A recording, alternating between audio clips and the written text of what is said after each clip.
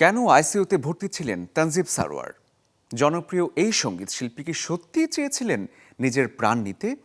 হাসপাতাল থেকে বাড়ি ফিরে চ্যানেল 24-কে সব গুজবের জবাব দিয়েছেন তিনি নিজেই।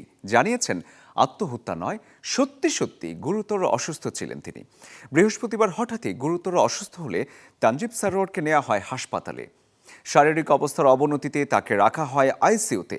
এরপরই খবর ছড়িয়ে পড়ে আত্মহত্যার চেষ্টা করেছিলেন তিনি। এমনকি গুজবও ওঠে স্ত্রীর সাথে মনোমালিন্যের বিষয়টি। তবে এই সবের জবাব আগেই যেমন সামাজিক যোগাযোগ মাধ্যমে দিয়েছেন তার স্ত্রী, তেমনি বাড়ি ফিরে তানজিব জানান হাই প্রেশারের কারণেই তার এমনটা হয়েছে। বর্তমানে তিনি সুস্থ আছেন।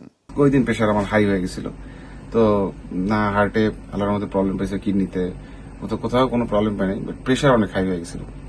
তো এই অবস্থায় আমি যখন হসপিটালে ভর্তি, তখন আর কি অনেকের এটা মানে ছড়াইছে যে আমি মনে হয় কোনো অ্যাটেন্ড নিছি কোনো একটা খারাপ কাজ করতে বা কিছু একটা, কিন্তু আসলে এরকম কিছু না।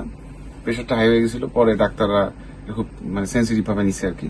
নগদ নিয়ে এলো হার নামানা হার অফার। সর্বনিম্ন 10,000 টাকা রেমিটেন্স নগদে পাঠালে থাকছে স্বর্ণের হার জেতার সুযোগ।